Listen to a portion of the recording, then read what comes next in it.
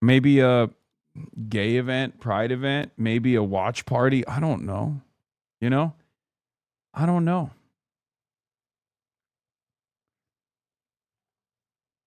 You should get a tattoo impromptu. Not in a bowling alley? No. Today's World Cup game, there's going to be traffic. It's all good.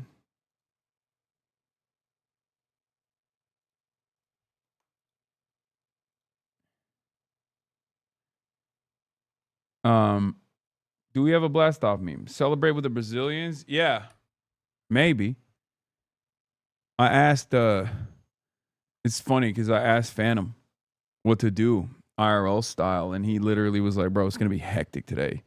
You got the World Cup, the Brazilians are gonna be going crazy. You got game 5. New York is gonna be out of control, you know? Blast this off. Bro, why did you do this to me, by the way? Roman Romansky, my biggest ops once again. Like, I loved when HasanAbi will post something so meticulously designed for every fucking idiot on the internet to believe. And then every internet on the fucking every idiot on the internet does believe it, and they go, "Oh, you guys are cattle if you believe this."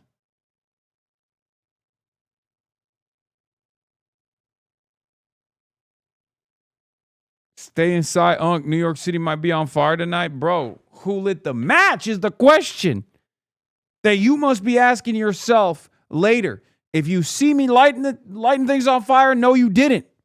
Okay? You understand me? New York City, you understand me? Fox reporter typing up the story. Can I come over and see the new place? No.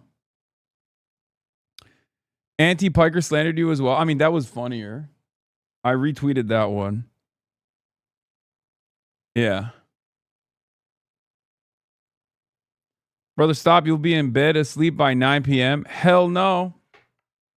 Hell no. New York City, the Istanbul of America.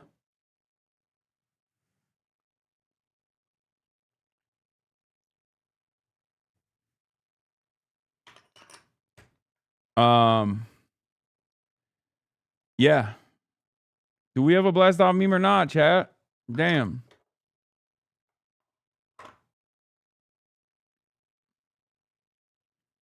Damn. Damn. Maybe I'll just use this one actually for a blast off meme. In any case, folks, let's blast off and let's keep it twisted. Keep it going. Let's get it twisted. You already know what it is.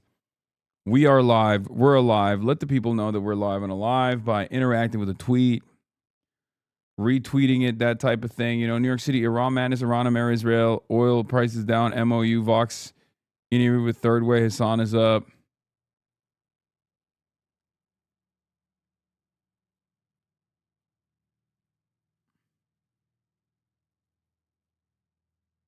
Blue suit is fly, but you need an orange tie for the Knicks tonight. I could put the basketball tie back on. I bet there's a decent number of people that don't know you quote Eric Adams a lot when talking about New York City. Did you do Stavi's World? Keep it twisted?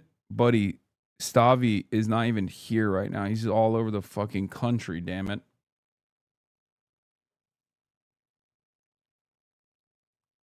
He's all over the goddamn country, dude. Yeah, I got your playlist, Amacius. Thank you. Live stream a Game 5 watch party? Maybe. Maybe. I can't believe we're so cooked. We didn't even get top billing for the stream after getting bombed. You hate Sudacast, don't you? What do you mean?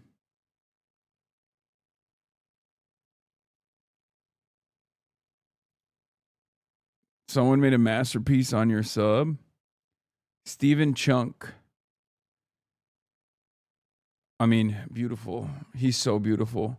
I'm glad that there are people who appreciate what he's done to his body. I'm glad that I'm not alone. You know, happy pride, share a wiener with your bros. Yeah. I'm glad I'm not alone. Because, listen. I have a lot of unique opinions, okay? I have a worldview that some might consider heterodox. I am, after all, a heterodox thinker. And sometimes my opinions might come across as strange, but I'm endlessly fortunate that I get to share these strange opinions, or rather, these misunderstood opinions with a community of like-minded individuals. And this is one of them. Stephen Chung, the beautiful, the bold, the rotund, the edged king, hench maxing every damn day of every damn week. And I'm glad that I get to share it with people, like-minded people. Also, Phineas cooked Elon Musk. He said, no one is jealous of the first trillionaire because no one is jealous of anyone who sits on Twitter all day retweeting racist stuff. The brokest dude I've ever met is spending his days the same way. Absolute destruction. Somehow angular and rotund. Yes, that's why he's beautiful. He gets to be both. Get you a man who can do both. Get you a man who is both angular and has all of the angles, but is also rotund, folks. Many men have tried. Many more have failed. Stephen Chung is not one of them. He has achieved the peak shape. And I mean shape. Like, I don't mean like physical fitness. I mean literally like a shape, like a square or a pentagon, which he closely resembles. He's so perfect. Anyway, I could talk about this for hours. You know this already. I have. Here's me celebrating Pride.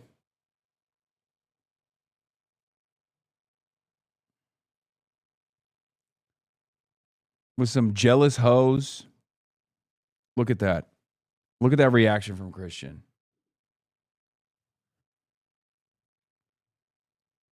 You are nearly at 2 million subs. You need to plug your YouTube more. True. I can't believe it. We're a mid-sized content creator. We are a mid-size content creator. Bro, by the way, the candidate interviews, they do so poorly.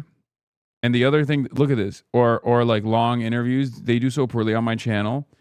And also rallies. Holy shit, people don't want to fucking watch me do a rally. They're like, we've seen it. And I do a new one every time too. I give you a different speech every goddamn time, and it's crazy. Trillionaire Defense Corps? Yeah, that's I already yoinked that for the blast off meme chatter. What do you mean? Look at that. Where is it? Yeah. I mean, that's also literally just who Ben Shapiro is as well, obviously. That's who Benny Boy is too.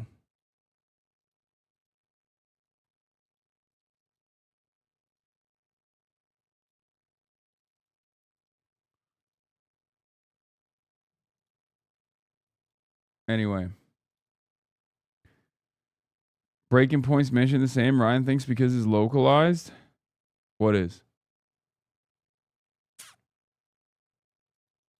What is this? Is shit audio, bro? I can't watch you while March records from the PA system.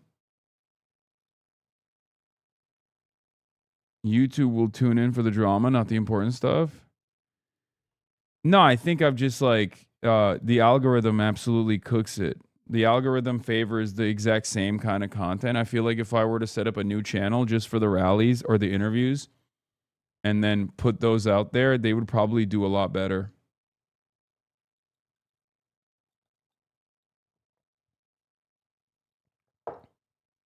They do well on TikTok, though, so that's good, yeah. Thank you for campaigning with Abdul El-Sayed. I voted for him for governor against Whitmer, and I'm feeling very vindicated about that now. Looking forward to him being our next.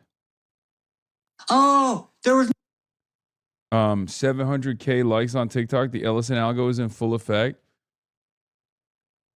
Yeah, Austin Metcalf's dad literally went from like before the trial, Austin Metcalf's dad was like, "Oh, I'm woke. Like, let's not start a race riot." Once the trial ended, he's basically the most racist man alive. Yeah, what a change up. What a switch up.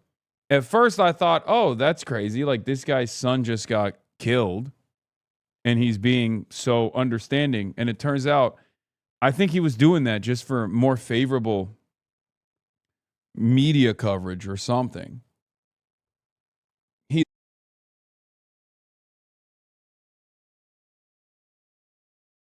I don't even feel that sense of obligation anymore.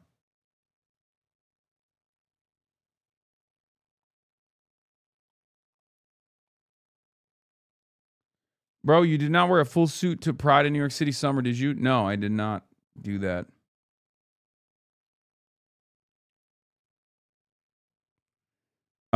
Fox News wrote about the rally. Hasan Piker celebrates America bringing closer than ever to socialism as he backs New York City candidates. Piker praised Claire Valdez and Daria Liza Avila Chevalier as giants of the socialist movement in a Brooklyn rally. Controversial Twitch streamer Hasan Piker threw his support behind two far-left candidates running for Congress in New York City, arguing their victories would help push the country closer to socialism. It wasn't just them. I endorsed the full slate. Excuse me. I endorsed the full slate.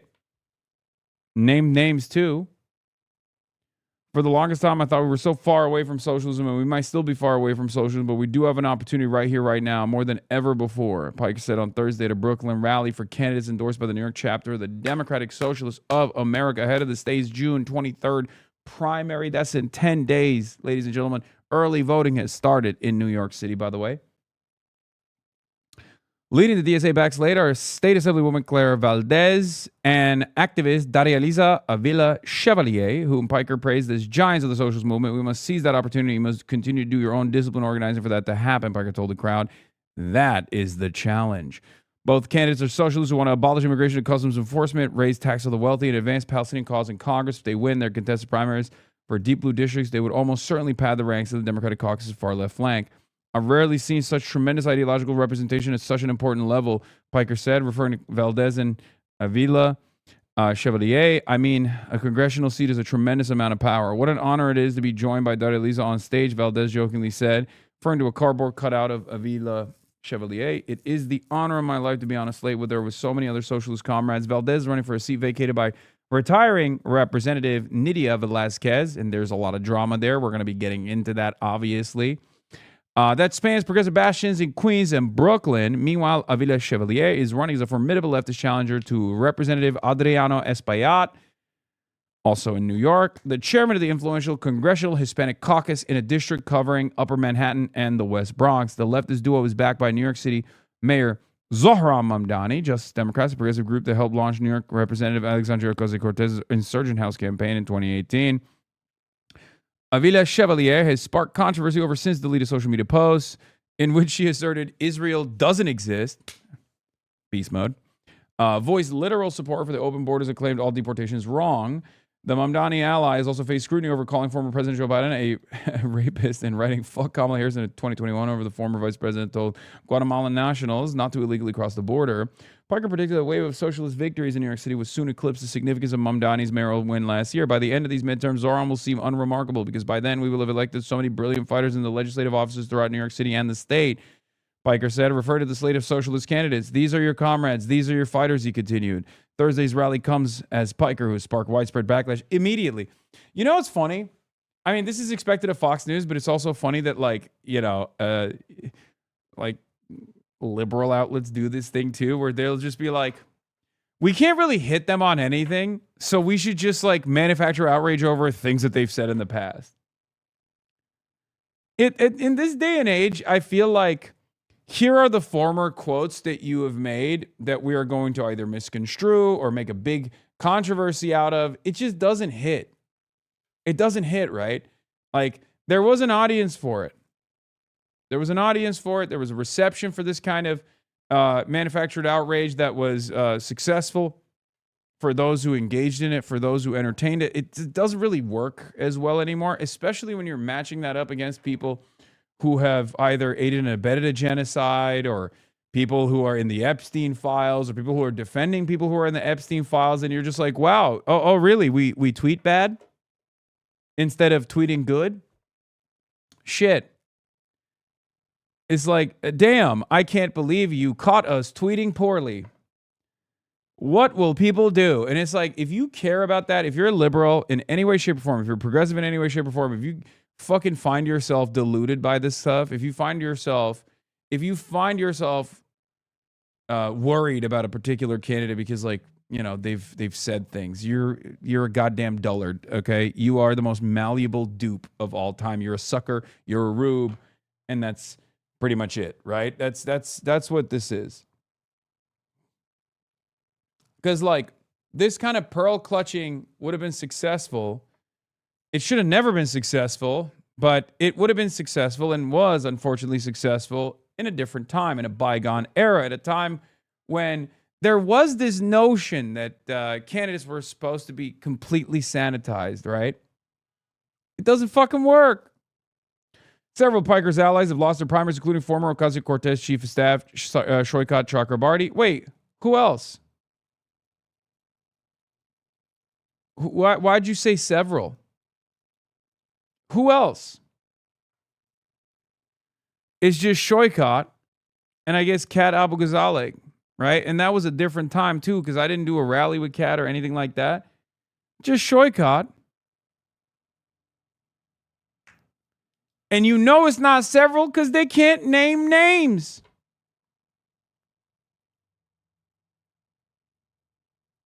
I got far more W's than I got L's. You know what I mean?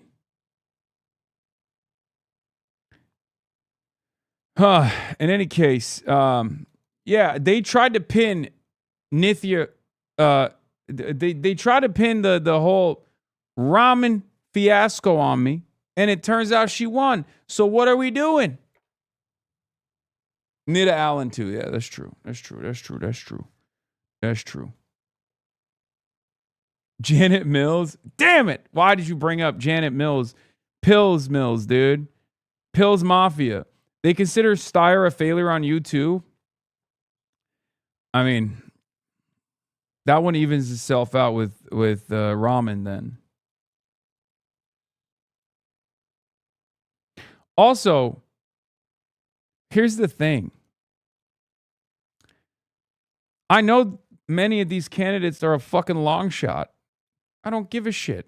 I'm not doing this because I want to have numbers on the board and I want to advance my own career as like a guy who props up politicians, right?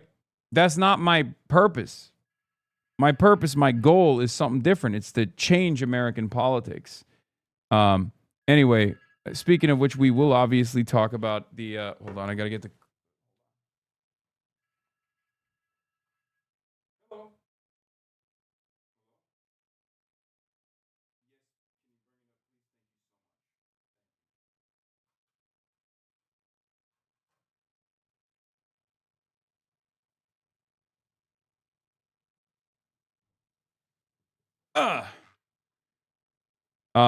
I will obviously be talking about the Vox debate that dovetails into this exact conversation, this point of contention that we're addressing right now about like what my purpose is, what my goals are. The third way guy on Vox mentioned Shoykat and Steyer lost because of you, but didn't mention anyone campaigned with you and won. Yeah, they actually they gave the third way guys a favorable edit because the third way guys also talked about ramen losing because of me, and they had celebrated far too early, and I actually dunked on the third way guys for saying that. I guess that didn't make it into the fucking final edit then. Anyway, but we'll get started here. He is bigoted, he's anti-Semitic, and he is deeply misogynistic. Hasan Piker has blown up in recent years. After the 2024 election, the popular leftist Twitch streamer became a go-to voice within the Democratic Party, looking to him for questions on how Dems should embrace the new internet, how to reach young men, or even the political cost of the Biden White House's policy on Gaza. But Piker's glow up has angered a section of Democrats who are growing louder in voice. He is such an extremist that it will only do damage to Democrats and hurt their chances of beating right-wing populism. In March, a Democratic group called True. Third Way. True. I'm such an extremist. Bitch, if you think I'm an extremist, you think the average American is a terrorist, okay? Why am I an extremist? Because I want fucking Medicare for all. Why am I an extremist? Because I want free college, free healthcare. I want better infrastructure. I want to stop all these fucking wars that we're waging, that all of our finances seemingly go to. You know? If I'm an extremist, then the average American is an extremist, but you can't fucking say that. So you have to keep trying to do this stupid, idiotic disciplining thing, this disciplining method where you just fucking try to cut the head of the snake. But meanwhile, while they're fucking calling me an extremist, we got a hype train going. 4 minutes. You already know what the deal is. It's a hype train. Support the Piker Broadcasting Service. Support the People's Broadcasting Service. Almost said the wrong name for it. If you support the show, you support independent media. And if we get to level 10 hype train, you can do that by subscribing. There's no ads on the broadcast. If you subscribe for $6 or for free with Twitch Prime or gift subs for others so they too can enjoy the show and be able to send me links and whatnot, then at level 10 hype train, you already know what's up. You already know what we'll be doing. Obviously, we'll be carrying the motherfucking flame. After seeing Will Neff's level 21 hype train yesterday, or level 23 hype train yesterday, I'm expecting much better performance from you motherfuckers, okay? When Will literally said, oh, I'm not going to, don't subscribe to Hasan, subscribe to me later, you guys actually listened, it turns out. Okay? You guys actually listened. That motherfucker went to 23. Level 23. HasanAbi Jr., thank you for the 25 gifted subs. Oh, my Lord. Level 3 hype train is already complete. Anyway, let's continue. Published an op-ed in the Wall Street Journal's opinion section saying, quote, Democrats are too cozy with Hasan Piker. Now, Piker is controversial, no doubt. But is he toxic? And how much of this blowback is actually about Piker the person versus the leftist politics he stands for? I think, as a matter of fact, Third Way's brand of politics has helped Republicans. Why? Their attitude since the Clinton era has been to constantly concede on culture war issues to the Republican Party and never focus on economic populism, left economic populism. Let's dig in.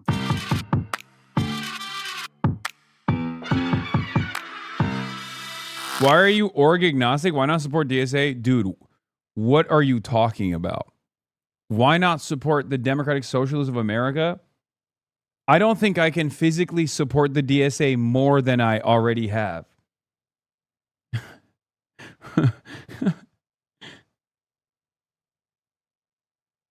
You know? You say you're a socialist and you have enough money, but why are you enticing your viewers to donate money instead? Take a Moist Critical posture where he doesn't take money anymore from donations. I don't know. Maybe because when Moist Critical makes one YouTube video, he makes $10 million off of that fucking YouTube video. And subscriptions are the only long-standing method of gaining revenue for myself and my entire fucking operations. And I can't just like fucking travel all around the country and pay for the hardware, pay for everything else without any revenue streams whatsoever, unless I take the pre-existing amount of money that I have and just like dump it into the fucking stock market, which is something that I'm not doing. Moist Critical also literally owns multiple businesses. Like, what are you talking about? If only you had a DSA maroon hat, yeah, I'd rock it right now, but I can't. You know?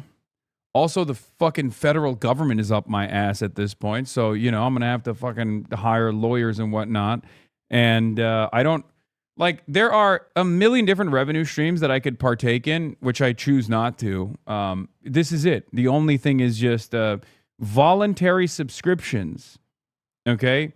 Voluntary subscriptions. You don't even need to subscribe. You don't have to subscribe. People choose to do so to support the fucking show. Here's what it is. Okay?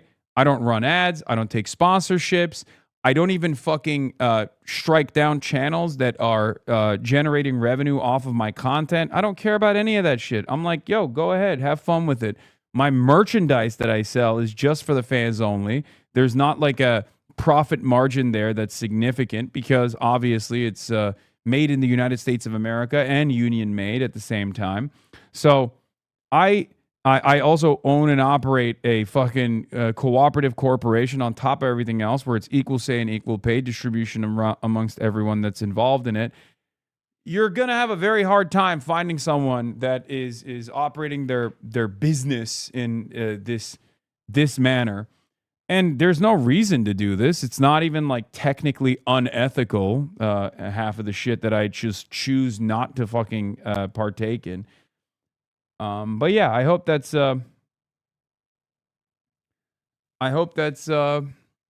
explain it. I hope that explains the situation. You know?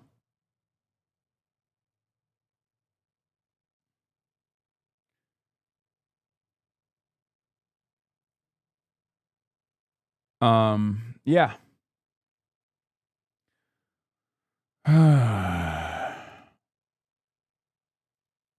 Yes, you are right, Poppy, but I wanted the argument. I'm sorry. Okay, I unbanned you. Even though you've said some fucking insane things in the past, and that's probably the reason why Lake McGroove clapped you here. Look at West European countries destroyed by Muslims and Africans. They come from barbaric countries, living like animals, and when we try to integrate them into our society, they just increase the crime rate and make the cities unsafe. Jesus Christ, dude. Why is it everyone that comes in here and is just like, oh, well, I don't understand. Why are you living an unethical life that I've decided is unethical? And then they go, and then you look back, you look into like their background and they're like, well, African migrants are barbarians that ruin the countries that they migrate to. That's a fucking insane statement, chatter. Holy shit. Yeah, I might have unbanned a little too quickly there. Hopefully we can, hopefully this chatter has moved on from this racist worldview and will no longer be racist in the future. All right, let's continue. Now, Third Way isn't just any group. It's probably the premier centrist think tank in Washington, D.C. Their whole thing is about pushing the Democratic Party to embrace more moderate establishment candidates that more closely align with their views and, in Third Way's opinion, do better on the ballot. And while I want to know why Third Way thought it was important to publish this article this year, I wanted to begin by highlighting what the op-ed's general argument was. Here's one paragraph that I think lays out their argument well. Mr. Piker is often called progressive, but that does violence to the term. A self-identified Marxist, he has referred to ultra-Orthodox Jews as, quote, inbred, employed anti-Semitic dog whistles against an anti-Hamas viewer of his stream, compared liberal Zionists to, quote, liberal Nazis, unquote, and said, quote, Hamas is 1,000 times better, unquote, than the Israeli state. Now, I get the importance of what they're saying, and we know anti-Semitism is an important issue in this country. But I also have more questions, so I connected with John Cohen. Cohen is the president of Third Way and the co-author of this piece in the Journal. I wanted to make sure that I had a good handle on their argument and also push the organization on its motivations and goals. Thank you so much for joining us. I appreciate it. Delighted to be here. So to begin quickly, let's hear your case. You know, Third Way has argued that Democrats are too cozy with Hasan Piker. Why? Look, bottom line is it's a free country, and I believe in free speech. So Hasan Piker should be free to have his own show, to stream, to say and do whatever he wants. That's not the question. The question is, should Democrats be supporting him? Should Democrats campaign with him? Should Democrats seek his... I think there's something really funny about this guy who has it ass backwards, and I kind of like brought that up a little bit in the conversation, but it bears repeating, which is dog. When Democratic candidates have me on stage with them, that's not actually beneficial for me. Like, you have it on backwards. They're asking me to go on stage, not because they love me and they're like, oh my God, it would be so sick. Level 7 hype train complete. By the way, we're at level 8 hype train. Keep those subscriptions coming. But as I was saying, they do that. Well, one, because, you know, there's an ideological alignment there. But they also do that because it gives them credibility on certain issues. And it's beneficial for them.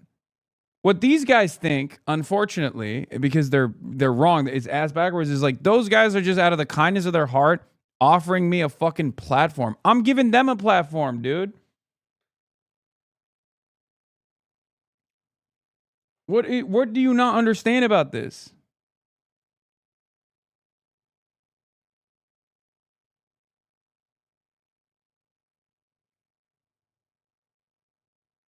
You mogged us, Hassan. Damn, enjoying the new house. Yes, dude. This is the new house. I'm in a fucking penthouse on Billionaire Row.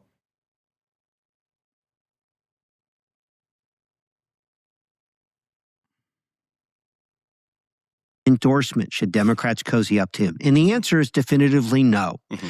Not just because the things he says are profoundly offensive, and I will run through those in a moment, but because he is such an extremist that it will only do damage to Democrats and the Democratic brand and hurt their chances of beating right-wing populism and expanding the map across the country. Mm-hmm. Hasan Piker is anti-American. He is bigoted. He's anti-Semitic. And he is deeply misogynistic. I kind of wanted to have two questions just to set the scene before we dig into the claims of the article. What was the impetus to publish this piece in March? You know, why this year? Trump is president. Democrats have very little power in Washington. What made you all publish this now? Great question, Ested. So we published this for a specific reason and a broad reason. The broad reason is that if Democrats are going to not just beat Trump and here, I'll translate from corpo speak, from consultant speak. We can't yell at the growing base of support for the causes that, align against our corporate investors, like Medicare for all, free college, the litany of things that Bernie has endorsed and supported for years, and most importantly, Israel. And we can't come across constantly fucking yelling about voters not voting right or voters prioritizing things that we don't want them to prioritize. So we'll just yell at a guy who seems to be a megaphone for these issues. We'll yell because it's much easier to yell at an influencer. You can especially an influencer like myself who has spoken on the record for more than, 10,000 hours, almost 12,000 hours at this point about these issues. It's much easier to identify key quotes that you can just keep repeatedly slamming me with over and over again, right?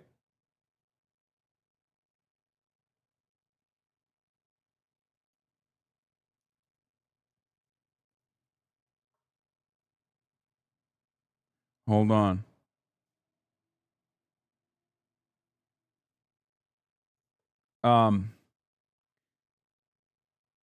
It's just sorry. I'm getting some text messages in between. But yeah, of course it's about Israel too. It's about Israel is a great catch-all, okay? Nearly finished level 8. 45 seconds remaining on the hype train level 8, dude. 30 seconds. Will someone salvage the hype train, or will we refuse to carry the fucking flame today? I don't know. I feel like we're not going to be able to carry the flame. It's 20 seconds remaining. 20 seconds remaining. Jam Drums with the 5 gifted. 10 seconds remaining. 10 seconds remaining. The hype train is about to die. We're not going to be able to carry the flame. We are not going to be able to carry the motherfucking flame. Oh my God, 6 seconds remaining. 99, level 100 at the last second. Hype train level 9.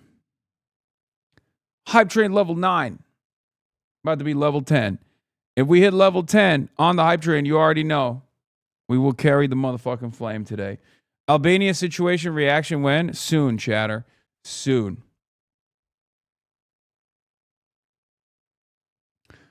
In any case, we're already halfway there. We're already halfway there at 70% on level 9 hype train. At level 10, we will carry the motherfucking flame. Oh my God. Zaza Bert, what are you doing? Zaza Bert.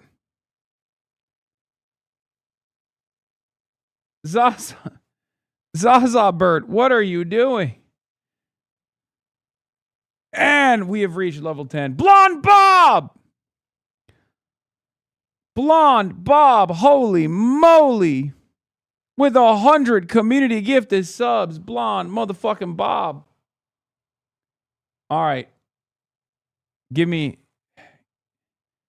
We can do a new one. Or we can do the reggae one. What do you want? Reggae Charlie Kirk?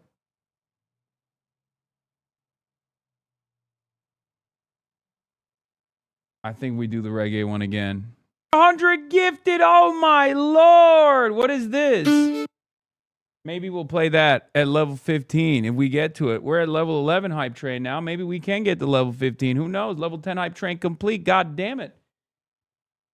Oh my God. Oh my lord. All right, let's get back to turd way.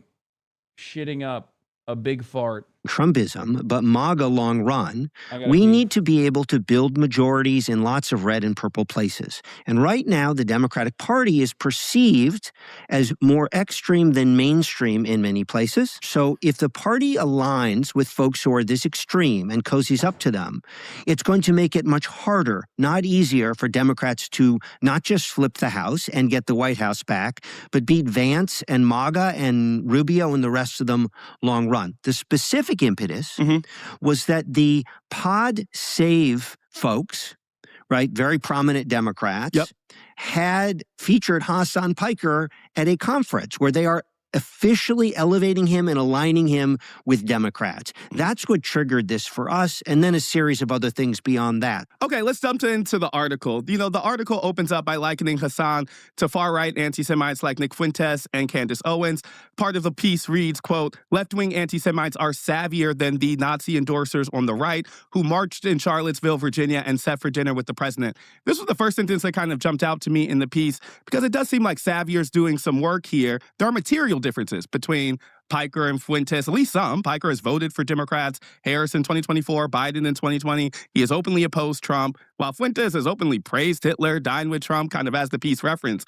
Does that make them categorically different or just packaged differently? How is that not a material difference, just savvy, as the piece says? Well, let me say a couple of things. First of all, Hasan Piker is dangerously close to Nick Fuentes in the level of bigotry and racism and misogyny that he espouses. I mean, it's just staggering. Let me just for your listeners, they really need to understand. This guy is out of his fucking mind. And anyone who is even remotely familiar, Ested knows me, obviously. Ested has literally invited me to speak at University of Chicago at the Politics Institute. So it's like, I don't think this guy knows that, but it doesn't matter. And obviously, I don't think he's going to push back on any of this stuff. But it's totally ridiculous. It's preposterous to make this comparison. And no one with fucking half a brain cell is going to agree with this. Who this guy is. This is what Hasan Piker said about Miley Cyrus. I want to say thank you to Miley Cyrus for showing off her camel toe at the VMAs the other night. I always knew Hannah Montana was a little slut. Don't even try. Dude, it's like you're posting this video that someone else unearthed for you from literally fucking 2013. The video was so unbelievably cringe, attempt at satire, and I've addressed it 750 gorillion times. But it's so crazy because, like, I don't even look like this person. Not only do I obviously, not only does this obviously not represent who I am, but I don't even look like this person. It's a 240p clip that you pulled out of your ass to just be like, oh, you're a fucking misogynist. Yeah, it's a fucking sketch. And it was so lame that I didn't even fucking think it was good enough to keep out there. It was a released failed attempt at satire that we deleted literally a month after it was out in the universe. But it's, again, something that I've not only addressed a million times over. Yeah, it had a fucking satire warning as well. But it doesn't even fucking matter, right? It doesn't even matter because it's something that I've already addressed a million times over. You literally said it was satire and disclaimer of the video. I know. Come on, Ested. Why are we defending this? I guess I'm not really defending it. I'm really just asking about the specific thing that I asked about. I know, but that's horrific. Horrific. Why should this guy be anywhere near the Democratic Party? I just want to re-level set. I'm not here for the Hasan Piker is a good person or not question. I'm here for the claims that the article is making. And I guess I wanted to just ask my question again. Like, sure. Nick Fuentes and Candace Owens are Trump supporters who have, at times, said nice things about Hitler. Hasan Piker has not done that, has voted for Democrats, has advocated against Trump. And I'm saying, does that make him savvier or does that make him different? Got it. So Hasan Piker said, he says, if you're someone who says, if I'm a liberal Zionist, it's like saying you're a liberal Nazi. Okay? Mm-hmm. So that is anti-Semitic to its... No, it's not. No, it's not. Here's the reality. You know it's not. You can't argue against it, which is why you have to keep going down to your fucking notes to be like, well, this is why he needs to be deplatformed. But I'm not saying he needs to be deplatformed, but I'm saying that he's a bad guy. You shouldn't associate with him. Argue against the fucking point then. Like all this old shit that you're fucking pulling out of your ass because, you know, someone sent it to you to be like, this guy's bad. Please don't listen to him. Who gives a fuck? Okay? None of that shit matters. The shit that actually matters is what I'm saying right now. And you can't argue against anything that I'm saying right now, so you have to keep going. But please, it's just like Nick Fuentes. Why would Nick Fuentes say liberal Zionists are just like liberal? Are you responding to Arun? No, wait, what? No. Why would Nick Fuentes say liberal Zionists are like liberal Nazis? He's a Nazi. So you can't even make that fucking comparison. He literally has a positive opinion of the Nazis.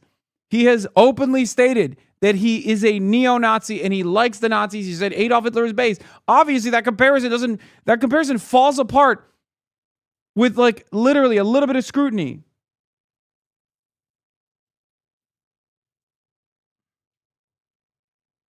Core to say that someone who believes in the existence of Israel is the same as a Nazi. I can't really see the difference between that and Nick Fuentes. On his voting for Democrats...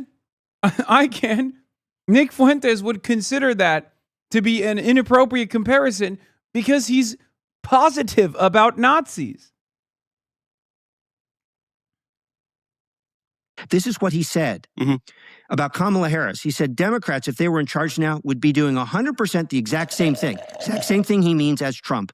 1-to-1. Make no fucking mistake. Anyone who tries to tell you Kamala Harris would be different... Yeah, again, on the issue of Israel. It's so unbelievably disingenuous that we have straight up fucking adults that are supposed to be goddamn adults that are Democratic Party operatives that have worked within the Democratic Party for 3 decades, that are perhaps most responsible for its fucking failures, still trying to be the banner carrier for this uniparty attitude when it comes to Israel. Also, even the fucking clip chimps, unironically, are probably more appealing to the average normie. Again, I can't stress this enough. Normies don't actually look at the Democratic Party's attitude on Israel or anything else, really, and think that there is, like, major differences anyway. I do. You're yelling at a guy who does recognize that there is differences, just not on foreign policy, and especially not on the issue of Israel, with some fairly significant new developments and exceptions with respect to what Donald Trump has done. Okay? Is a fucking delusional moron. So, no, he's not for Democrats. He's for China and Russia. He has said that America deserved 9/11. America is, quote, truly the Fourth Reich with newts. So it's not I'm arguing with you. You're asking great questions. It's that I reject the whole premise. This guy is like Nick Fuentes. Okay. And we shouldn't be close to him. In the article, it also says this language can beget violence. Last year, an alleged murderer, seemingly inspired by left-wing rhetoric, killed 2 people for the crime of being Jewish at the Capitol Jewish Museum. Democrats must understand that accepting anti-Semitic figures like Mr. Piker into the mainstreams puts Jewish lives in danger. Now, I think certainly unequivocally anti-Semitism is on the rise. That represents a violent threat to many Americans. I think we can both acknowledge that. But the CNMP's link there, connecting Piker to the violence, doesn't even mention his name. So I kind of was wondering where that connection came from. Saying that anti-Semitic figures like Piker puts Jewish American lives in danger seems like a pretty big claim. Do we have evidence that Piker's rhetoric has led to violence directly? There is no question that yeah, no, he doesn't. He's just fucking, he doesn't. He doesn't. So he's just gonna be like, well, it makes me feel bad.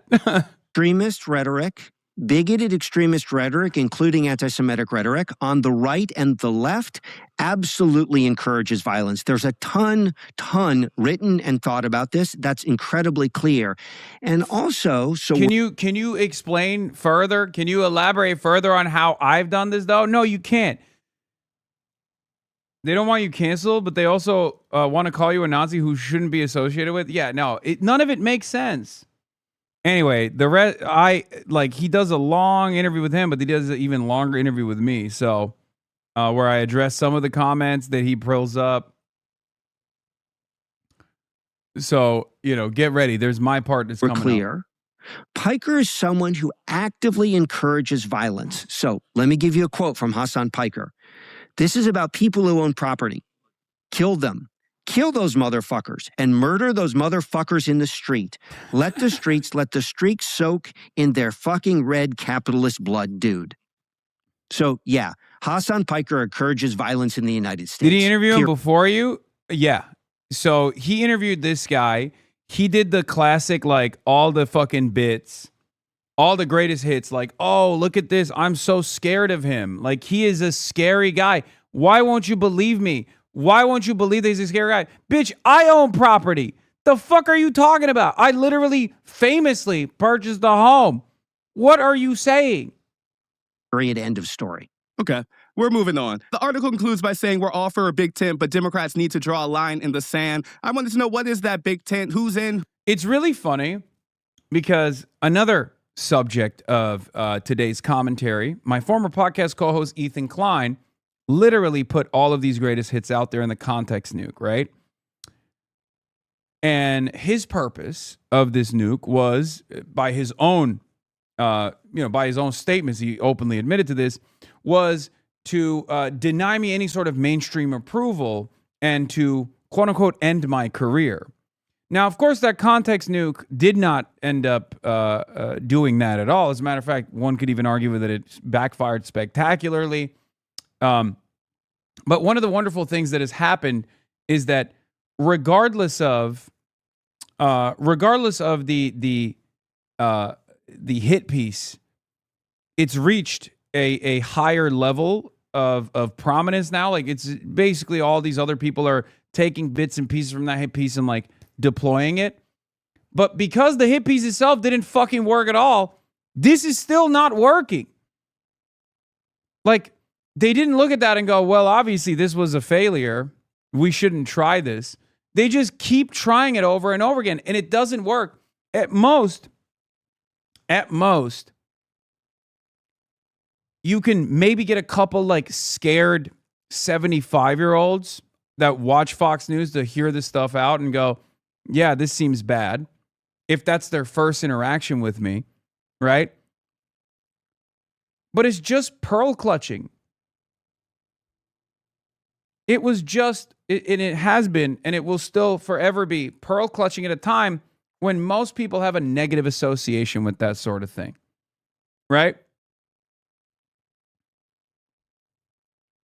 Most people see this stuff and go, oh, here we go, dude. I know you, like, they also recognize that cancel culture is so unfavorable and viewed so unfavorably by the broadest subsect of American society that they have to couch this with like, I'm not trying to deplatform him, but.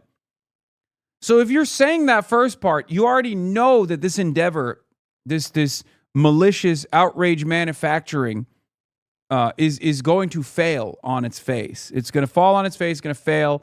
It's not going to work because most people just go, I don't give a shit, man. I don't care. Like, who cares? Okay, this guy is bad. Why? Why should I give a shit about this?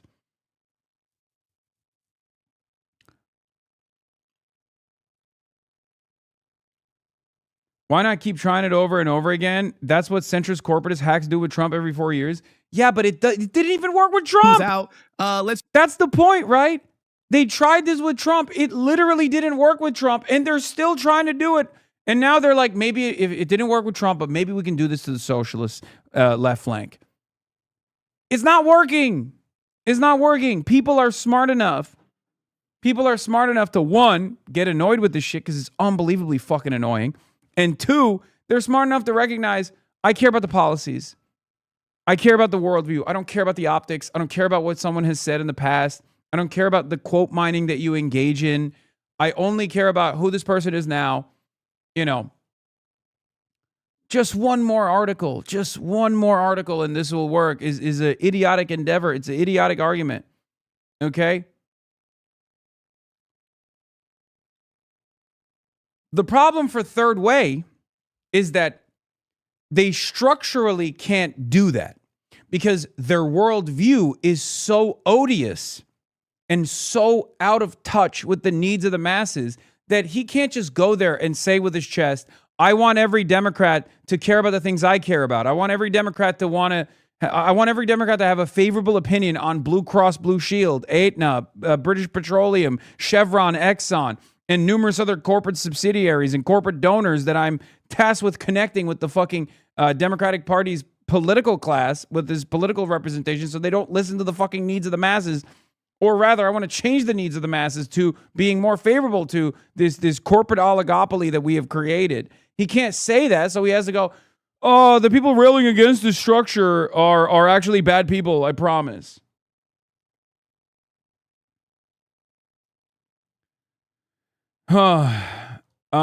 It does work, though. It worked on Corbyn. No, it doesn't. It literally doesn't. It does not. It doesn't anymore. Okay, it worked on Corbyn because it was in a different timeline, in a different country. It wouldn't even work on Corbyn now. If Corbyn was currently 21K versus 30K is rough. I know, man. I got a lot of fucking adults in this community that don't actually tune in on the weekends, you know? Talk to me when your favorite content creator hits the fucking lowest level of viewership that I hit, okay? When your favorite content creator gets 21K, you'll be in here, you know, singing his gospel, talking about how fucking awesome it is that finally he's getting the recognition. I know. It's the weekend drop-off, baby. It happens every weekend. And dickheads like you come in here every fucking weekend and go, oh, dude, you've died. Your career is over. But thank you for watching. Anyway. As I was saying,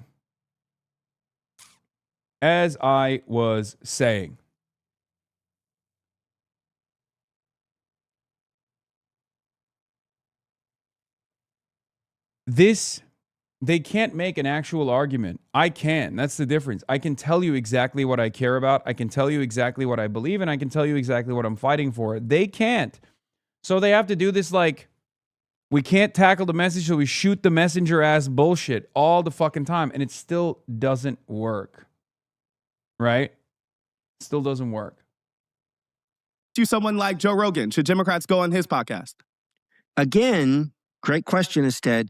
Democrats should go anywhere and everywhere to make their case and to argue against people who are bigoted. So if you go on Joe Rogan and you disagree with his point of view, argue vociferously about his point of view, call him out.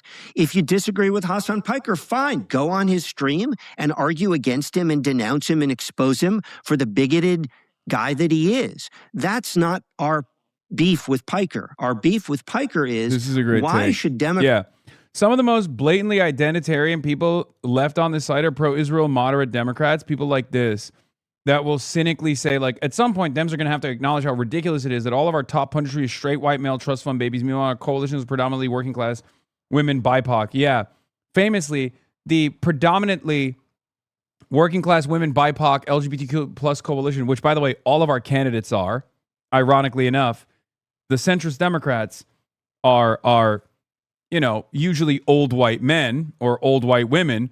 Our coalition is actually queer, BIPOC, all this stuff that you're presenting as far as our political representation goes. But not only that, but also you have a fucking Israeli flag in your bio, dumbass. Do you think a predominantly working class, female-led BIPOC LGBTQ plus coalition is pro-Israel overwhelmingly or anti-Israel overwhelmingly?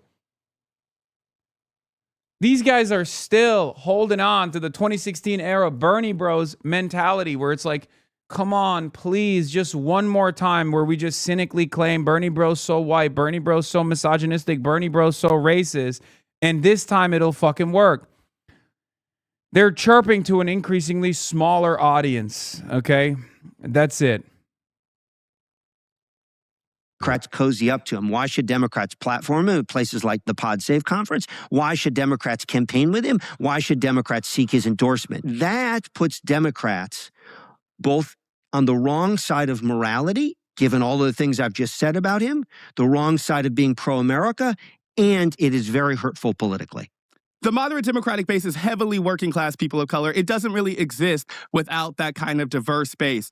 I wondered about where this priority comes from. If Third Way's point is that Democrats are struggling in places to win over more moderate voters, I guess I was wondering, how do you know that the moderates in question, kind of at the base of the party, share this priority? Do they care about Hasan Piker?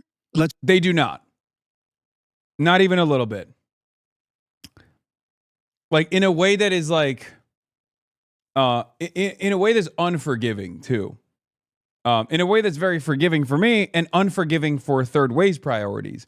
Because once again, the quote-unquote moderate base of support align with me almost entirely. Okay? Maybe not to the degree, maybe not to the choice quotes that they clip out of context or find from like fucking 2013, you know what I mean? Like from 13 years ago to be like, this is what he believes right now. Like, I'm sure there are plenty of things that you could present that the average American voter that's like leaning Democrat would look at and go, I don't agree with this. This is ridiculous, right? But broadly speaking, the issues that I care about, the issues that I fight for, whether it is to call into question America's allegiance to Israel, whether it's to demand free healthcare and free college education and a better infrastructure, to change our spending priorities, to improve the material conditions of the American working class, as opposed to what these fucking dickheads advance and advocate for, which is the exact opposite of those things. Who do you think the average American, like, which message is going to resonate with the average American voter? Saying, fuck Israel, we should stop giving them money and spend that money on healthcare instead? Or saying, actually, Israel is our most reliable ally and we need to keep giving them money and we should allow them to also merge with our military, as a matter of fact. And you're a fucking idiot and a simpleton if you think that you deserve free healthcare. Who do you think? What do you think the average American is going to identify with as a political message? What I'm saying or what they're saying? This moderate voter mentality is gone, okay? This moderate voter was never there. There was never a moment in American politics where there was a guy who was like, you know what? I want to vote for the Democrats over the Republicans, but I really don't like free health care. Like, as a concept, I really, really hate free health care. I don't deserve it. I love being saddled with medical debt after a life-altering medical incident. I love that shit. As long as Aetna and Blue Cross Blue Shield are turning profits, as long as they are increasing the GDP year over year, I'm happy as an American civilian, American citizen, and American voter. Fucking idiotic. What's shocking to me is that they've been able to maintain this nonsensical meta for as long as they were able to maintain it. And they were able to maintain it because the media was completely captive to the same exact corporate interests. So the media kept giving these guys the time of day and reinforcing this message that electability falls on the side of moderates. Electability falls on the side of incremental gains. Electability falls on the side of people who say, no, private healthcare is good, actually. No, Israel is good, actually. It's not real. And it's such a demonstrable failure that Kamala Harris represented those values, and she failed spectacularly. And she failed in such a spectacular manner that even the voters were like, oh, dude, you've been lying to us. Take African-American voters who want to win. We just held a major conference in South Carolina. Those folks want to win. They don't want a party that is deeply connected to and associated with hateful, bigoted extremists like Hasan Piker. That is, their priority is winning, beating back Trumpism and expanding the map. They know in their bones that to do that, you don't... Yeah, this argument falls by the wayside if you can't prove it. And you can't prove it because it's been disproven. Kamala Harris's defeat, alongside Hillary Clinton's defeat to Trumpism, disproved this for every single Democratic Party voter that wants to fucking win races. Okay? It disproved it. Become a mirror image of the other party, the right wing that is extremist and bigoted. We don't need two extremist parties in this country. If Democrats are going to beat MAGA and expand the they map, have to become the House, MAGA light. They have to become MAGA light. Sure, it didn't work the last million times we tried it, but this time it'll be different. Senate and the White House. The only way to do that is to offer an alternative to the extremism of Trumpism, not to mirror it. I guess Third Way's memo after the 2024 election about the working class disconnect in the party, which I think you may be referencing here, concluded that the party leans too hard into identity politics. The number one takeaway in that memo was that working class voters... Yeah, cook his ass instead. Yeah, leaning too hard into the identity politics. And now look where they're at. Leaning hard into the identity politics to fucking yell about someone who represents the interests of the masses. Feel like Democrats prioritize niche identity-based groups. I guess I'm asking, how do you say that in 2025 and then have a campaign come 2026 that is frankly a priority about identity politics? It seems to me that just as you all argued that voters care about more kitchen table, tangible concerns, how do you follow up with that with a campaign about Hasan Piker? I'm not positive I'm following the premise of the question, but let me respond as best I can. So, first of all, we didn't say that voters and working class voters only care about kitchen table issues. We said they care a lot, but they also care that Democrats don't take what they perceive to be extremist positions. Yeah, no, the reason why you didn't understand the premise of the question is because it literally undermines the position that you had earlier. That what you're doing right now, this practice of like, we should really dial in on a fucking Twitch streamer as a representative of the growing left flank politics and the overwhelming appetite that the masses have for this left-wing politics. We should cast it aside as extremists and literally hit the same identity politics lines, the cynical deployment of IDPOL that we previously said sucked dick.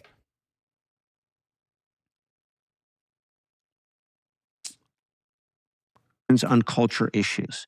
That's absolutely a thing we've said consistently across for years and years and years. So I don't see how this is identity politics. We are making a simple assertion that if Democrats cozy up to an extremist like Hasan Piker, not only is that morally wrong, but they are going to push away many of the moderate voters that they need to build electoral majorities. And by the way... How do you know that? Like, I guess I'm saying, like, it's happening right now. The man has a popular Twitch stream, much more popular than a lot of other people and a lot of more moderate folks making a similar message. He's not getting invited to CrookedCon or these other things because there's not an audience. How are you so confident in your assertion that Hasan Piker's political views, which I understand you're making a point about the clearly offensive things that he has said throughout his time in public life. But there is clearly an audience for Hasan Piker's political message. So I'm saying, how do you separate those two things? How do you deal with the reality that Democrats have changed on terms of like America's relationship to Israel? that things like Medicare for All are increasingly popular. Like things like Abolish ICE are growing in popularity. So I'm saying that is, I think, a more full representation of the stuff he talks about politically. How are you dealing with that shift among the Democratic base, even if you're making the argument that he himself is offensive? Well, let me just give you an example. I get your question. So in 2025, in the off-year elections, right, Mondani, a Democratic socialist, won in New York, right? And Sherrill and Spanberger won in New Jersey and Virginia. They were both. This is why these guys would rather there be a Republican majority in the Senate than push for Graham Plattner to win. Lucky for us, they got no motion amongst the masses. Do you understand why? Because guess what? If Graham Plattner wins, if Abdul Al-Sayed wins in Michigan, if Democratic Socialists keep winning, not just their primaries, but their general elections, okay, then this argument that he is about to present, which you've heard a million times over, falls apart in spectacular display. And the counter to his argument also is that Spanberger is now deeply unpopular due to the same exact moderate policies that she has advanced, as opposed to Zohran Mamdani, who has followed through on his campaign promises, is deeply popular. That's the issue. Not only is their argument about moderates winning elections wrong, okay? Yes, in an anti-Trump wave year, yes, you can put a cookie-cutter neoliberal Democrat in office and they will probably win. Okay? But will they maintain their popularity, or will they make way for potentially a worse version of MAGA later down the line is the question. And we know that that has happened already with Joe Biden. Joe Biden was the moderate. Joe Biden ran and won and governed like a moderate. There were a lot of things that he did that was incrementally moving the needle in the appropriate direction, but no bold, radical, sweeping agenda changes. And we got Trump again in the aftermath of that because his popularity fucking fell by the wayside. We don't just want people to win elections in that year due to the unpopularity of the Republicans. We want a resilient political movement. We want real changes. We want real changes to come that will benefit the working class. Okay?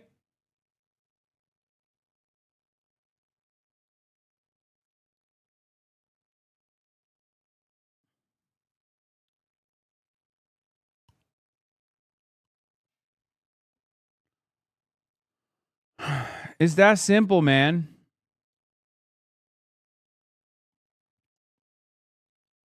Both moderates. Yeah. Where was turnout higher? New York, Virginia, or New Jersey? That feels like an unfair question from a local to statewide election. No. Come on. We're talking about a mayor's race versus a governor's race. Like, that's a trick question. That's not a trick question. It was higher in Virginia and New Jersey. I mean, Mamdani's favorability rating is much higher than Sherrill's or Spanberger's. Like, you can pick a number and make this argument in either way. I'll give you another example, okay? So since 2018, right, a central task has been to flip red congressional seats to blue, right? That's a central task in the Trump era. Crucial task. The House New Democrats have backed candidates and invested in candidates who flip 50 seats. Our Revolution, right, and Justice Democrats, two of the most prominent left-wing groups associated with Piker and Bernie and AOC, et cetera, have flipped literally zero. Yeah. Zero. Yeah. Zero. Okay. Well, that tells you where voters are at. Voters are... Dog, you have an unbelievable money cannon that you deploy at these races that you identify with, whereas groups like Our Revolution are so much pickier by design because they have an ideological slant. I don't know if what he is saying currently is correct either, but you're literally taking ownership over the entirety of the coffers of the DNC and then pairing that up against a fucking random group that doesn't even have a fucking fraction of the coffers of the DNC.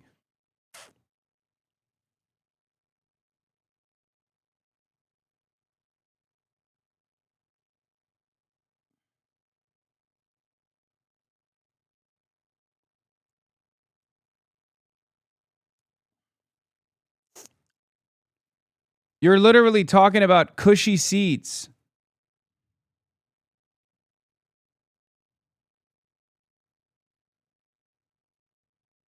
It's ridiculous.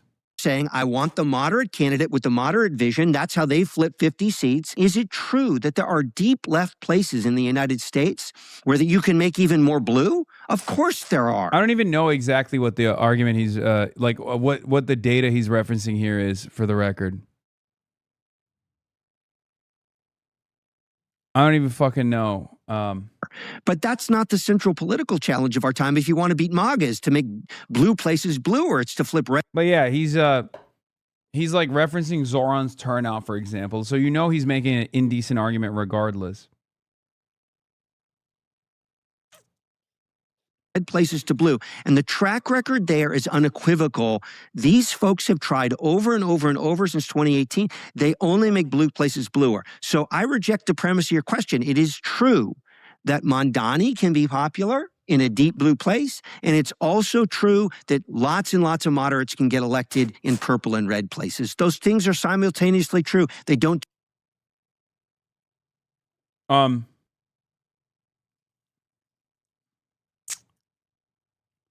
So here's the thing. As far as what he's saying, this is the last gasp of a dying movement. Neoliberalism is dying. People find this kind of politics to be repugnant.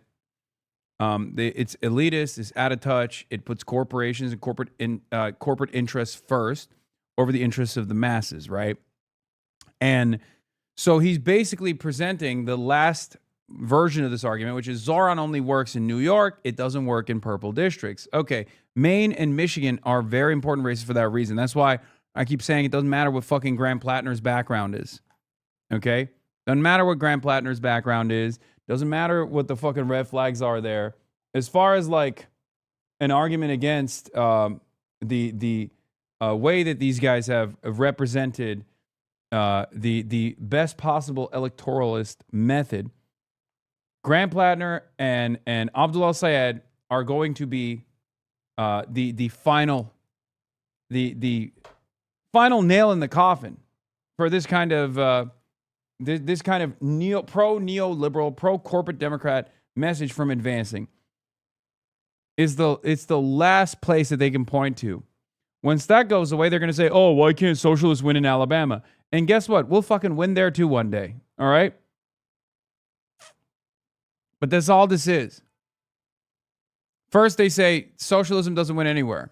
Then when it starts winning in places like New York, they say, oh, it's just deep blue. That's why it's winning in New York.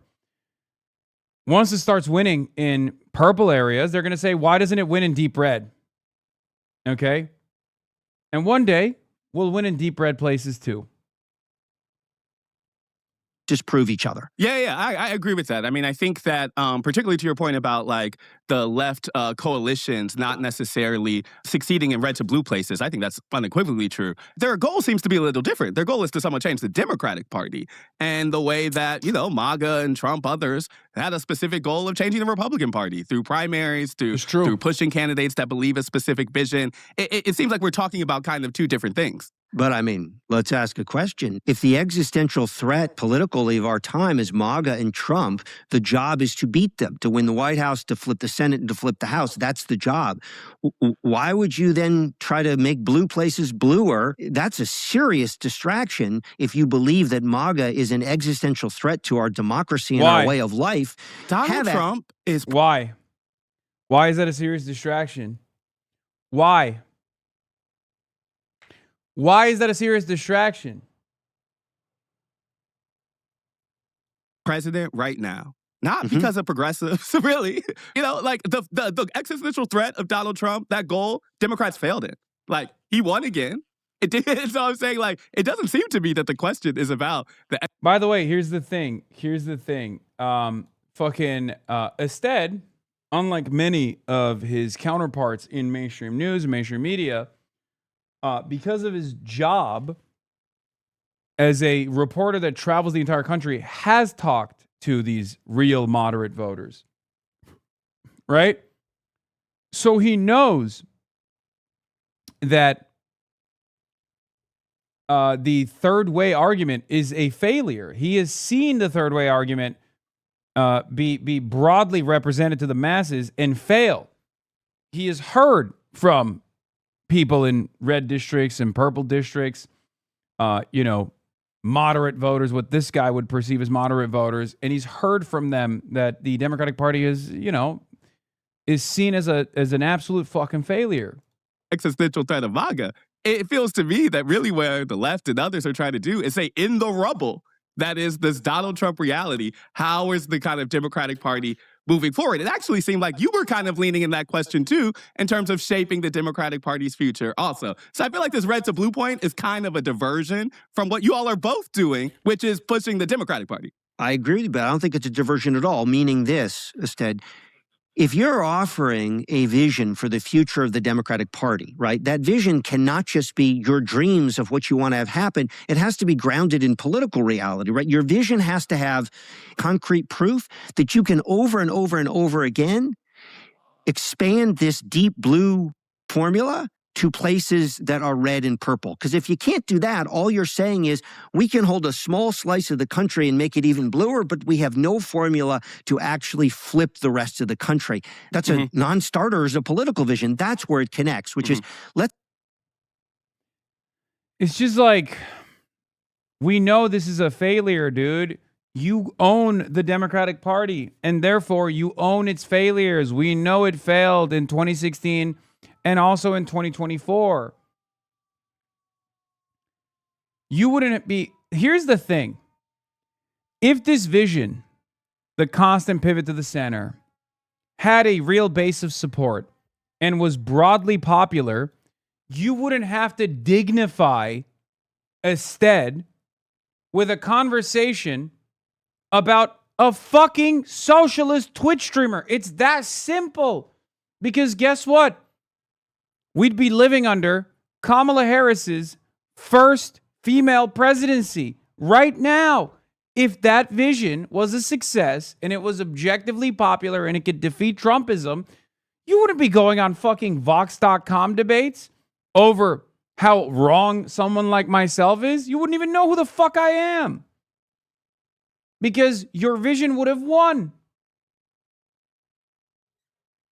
It would have proven without any doubt whatsoever to anyone who is knowledgeable on the issue, anyone with a crumb of interest in winning elections, that your style of politics had a real market, had a real audience, had a real legion of diehard supporters. And you wouldn't be wasting your time doing this shit. The reason why you're duking it out about a fucking Twitch streamer and failing to deliver a convincing message to Ested is because it's failed. The Democratic Party has failed over and over again. Have great ideas. I agree with you. Great debate about left-wing ideas. But half of what you offer as a political movement has to be a formula for flipping the country your direction, and these guys have utterly failed at that. We're going to talk to Piker, as we mentioned, about these controversial statements, about the distinction between anti-Semitism and anti-Zionism, and what he thinks about his responsibility to the audience. I think one thing that's important that we haven't really talked about is this is different than kind of a traditional media person or endorser because, these Twitch streamers make a lot of money from controversy, and there's not really a gut check on accountability. So all I'm saying is we're going to ask about all that. Is there anything that you think he hasn't answered or is a question that you want to put in front of him from Third Way? He has said repeatedly that he doesn't want to apologize for anything he says. He doesn't take it back. It's all taken out of context. We've heard him say that many times. That's not true. So, again, same thing. Listen, man, if you serve a fucking platter that has a diverse range of issues that you're representing as though it's like it bears significance on my current attitude or my current advocacy, while simultaneously peppering in actual shit that I have said recently and do believe and do stand by. Yes, some of those things I'm not going to apologize for because there's nothing to apologize for, like the Israel-Hamas dynamic, right? But yes, of course, there's plenty of things that you've brought up in here that I have apologized for in the past. Could go through all these quotes. Well, I gave you the one on Miley. Yep, we'll ask about that one. Okay, how about this one? There is nothing more annoying to me than fucking first generation, second generation, third generation Asian motherfuckers who are dogs to white people. You are literally barking for white people. My question to Hasan Piker is... Yeah, see, that's a great quote. I'm talking about minority groups that tokenize themselves deliberately to participate in white supremacist actions. What do you want me to say? You want me to fucking apologize for people that literally place themselves at the forefront of the anti-DEI, anti-affirmative action initiatives? Do you not feel even a sense of shame when you're talking to a black man too about this fucking like it is out of context, I guess, in that circumstance. Out of context quote? Yeah. No, there is no standpoint epistemology. When you come to me with a fucking quote like that, I'm going to tell you what the quote is about. Now you can tell me if you disagree with it. Do you think that the anti-DEI initiatives were actually appropriate? Do you stand by that? Do you agree with the Trumpism and the MAGA movement on that front? Do you think it was good that a bunch of white supremacist organizations with a white supremacist goal of destroying what remains of a crumb of hope, a crumb of upwards mobility that we've offered to some black people if they're fortunate enough to receive it, that getting destroyed was good? Is that how you feel? You think the anti-DEI initiatives are solid? Yeah, I think it's fucking ridiculous. I don't give a shit if it's a white supremacist organization that puts at the forefront of their message a bunch of students that have been harmed by affirmative action and anti-DEI initiatives that happen to be Asian. Yes, they're using standpoint epistemology to advance a white supremacist agenda. Okay?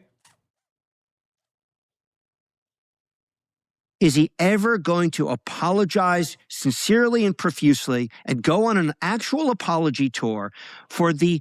Why the fuck would I do that? Suck my dick, dumbass. Dozens and dozens and dozens of bigoted, offensive, misogynistic things he said? Or is he just let me constantly, oh my God, I'm so sorry for a litany of quotes that are mostly out of fucking context over the course of my fucking 13-year political commentary career. Oh my God. You think that's productive?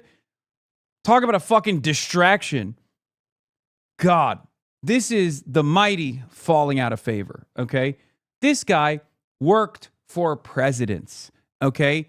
This guy and this institution was at the center of power in the Democratic Party, and now he has reduced himself to debating Twitch streamers, dude.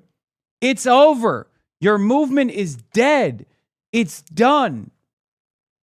We are coming. It's that simple. You can keep crying and behaving like a fucking baby over and over again. Be like, oh, it hurt my feelings. I heard some of his quotes and it was scary. But the real thing you fear is not necessarily the things that you heard about me that really frustrated you. The real thing you fear is that you're losing prominence. Okay? You're not even debating Twitch streamers. It's even worse. You're debating about Twitch streamers because you can't fucking talk to me directly either. Because I've already said it. Like, I'll talk to anybody at fucking Third Way. Anytime, any day. If they want to come on the broadcast and cry about my choice quotes, oh my God. Keep standing by all of them. Mm-hmm. I think it's totally fair to ask about apology, about regret, about whether he stands by it. So we'll make sure to include those. I actually I'll have another couple I plan on asking about Hamas and the Israeli government we'll put in front of him as well. Do you have anything else you want to make sure you mention? I got through my questions. We'll take these to him, but want to make sure you feel like you had your piece. No, that was great. Very quick, actually, just because it's relevant to what just happened. Just to note at a practical level, in the California races, so Chakrabarti, who was AOC's former chief of staff, campaigned with Piker. He came in a distant third in that race. Tom Steyer went on Piker's stream. So I get it, but as a very practical... Yeah, he also brought up Nithya Raman, but instead gave him the favorable edit. Yeah, they took out the Nithya Raman part. I know. He brought up Raman too, but by the time they had come, by the time they'd actually interviewed me, it turns out Nithya Raman had won over Spencer Pratt, and I talked about that extensively with Ested. So I'm a little sad that they edited that in his favor, okay? Because I know he brought that up because Ested brought it up to me, and at that point, Nithya Raman had won. And I even brought up the fact that this guy was actively celebrating a Republican like Spencer Pratt winning, or what he thought at the time was a victory over Nithya Raman, and it showed his priorities. Practical matter, if you're a Democrat who wants to win, much less one who has some kind of high moral standards against bigotry and racism and misogyny, very unclear that as a practical matter, Piker gets you much of anything except driving away people who matter to building a big Democratic tent. I want to come back. Here's what we are asking of Democrats. Don't campaign with the guy. Don't platform him. Don't cozy up to him. It's so funny that it's just not going to work either. Especially because, like, think about this man's peak success. Like, his goal is to not have me sit on stage with any of these fucking candidates, right? And what's hilarious about it is that even if every single candidate going forward from this day on was like, I hate Hasan, that wouldn't change what I'm doing even a little bit, okay? I don't like doing candidate interviews. I don't like it. I don't like doing candidate interviews at all. I don't like appearing alongside candidates. I mean, I caught the bug on the rally stuff a little bit. I think it's fun. But even then, I'm perfectly fine never doing another rally ever again. You want to know why? It's not great content. Nobody in my audience gives a shit about it. They don't even like it. They don't even watch it on the VODs. They don't like it when I'm doing it live. Okay? They don't. I don't do it because it's really good for me. I'm spending a shit ton of money out of pocket. Shouts out to the subscribers. Okay? It's bad content. If that was the reason why I was doing it, it's bad content. Doesn't do anything for me. I'm literally fucking burning money anytime I do this. I'm away from home. I'm away from my dog. I'm away from my friends and family. It fucks up my schedule. I don't do it because it helps me. I do it because it helps the candidates, you fucking idiot. And guess what? The candidates know that, which is precisely the reason why since this goddamn article came out, there's plenty of parts that he won't acknowledge. Adam Hamawi won, obviously. He won't ever fucking recognize that. And Abdul Sayed has surged into first place in the Democratic Party primaries in the Senate race in Michigan. Okay? That's the thing. Chris Rabb won as well against the Democratic Party machine.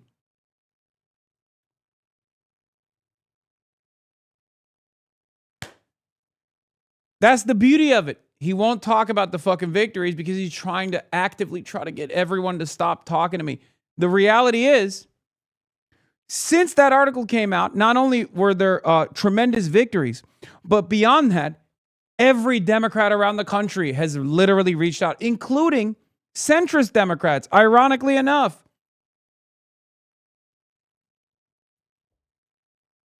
That's right.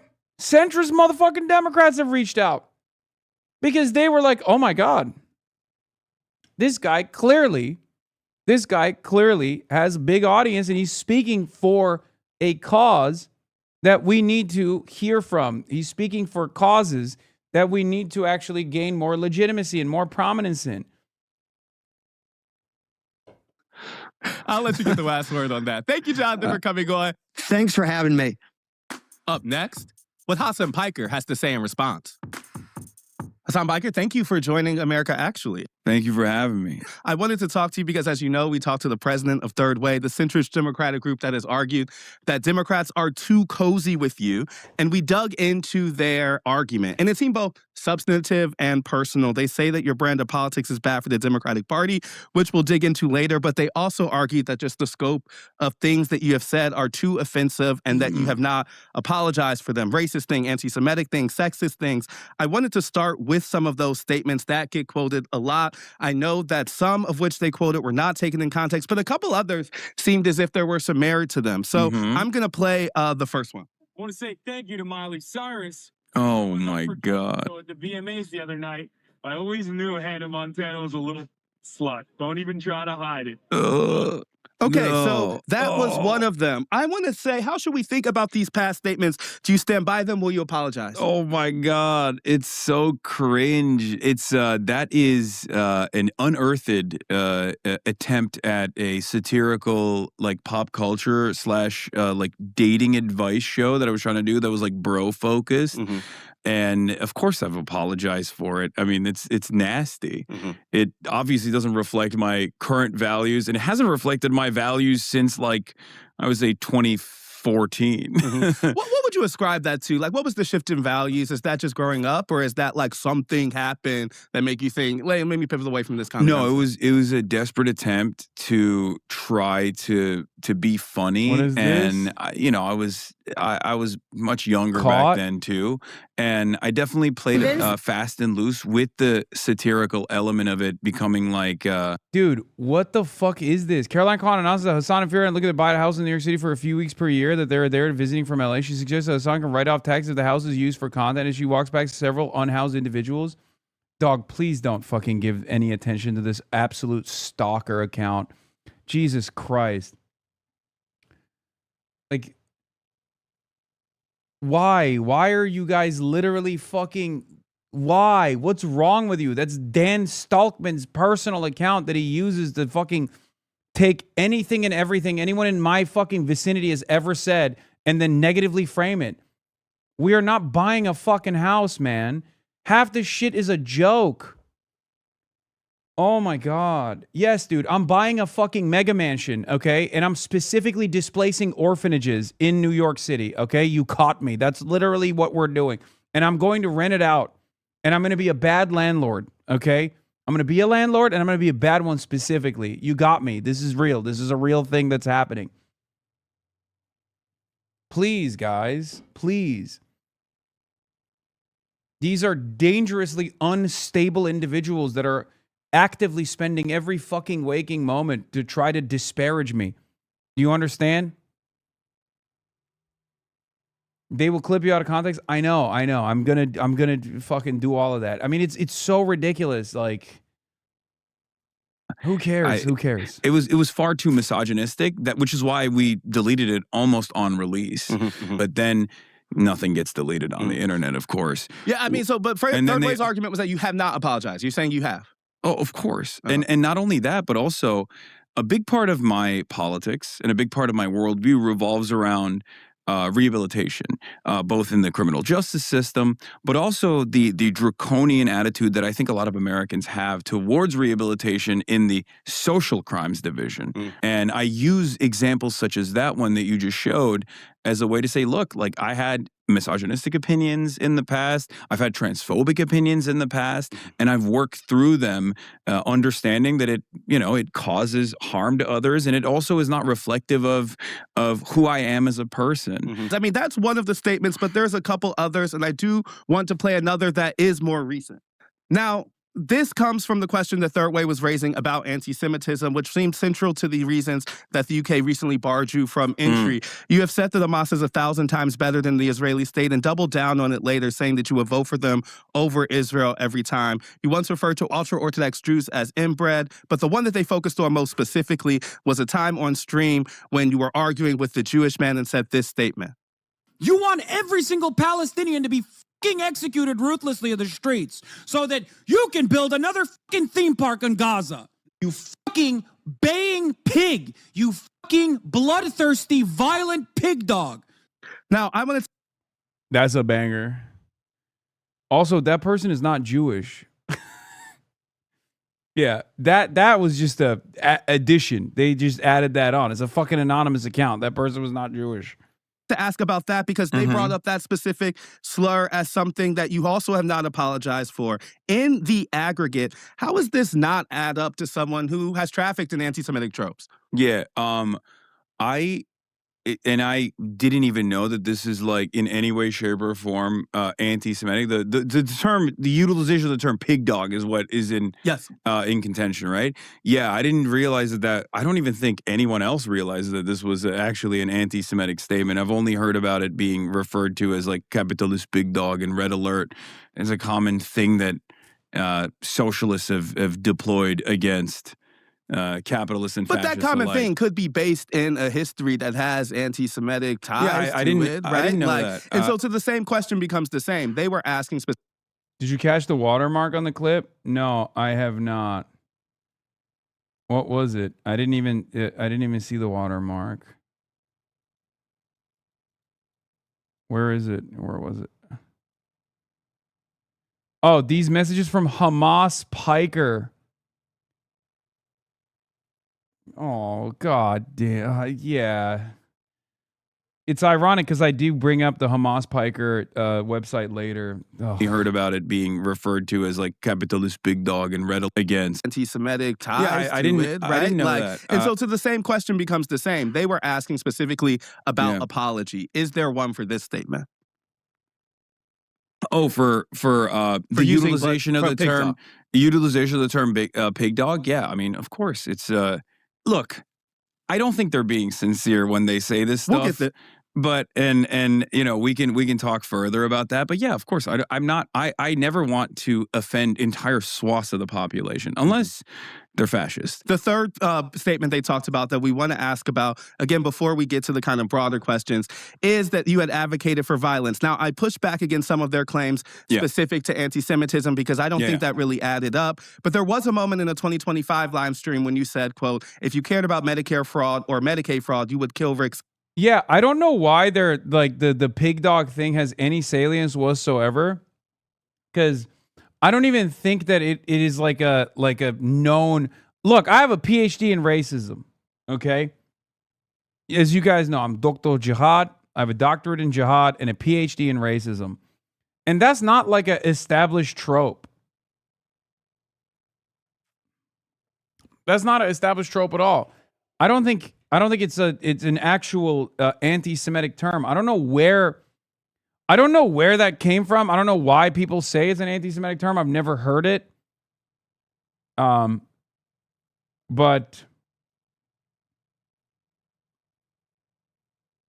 you know,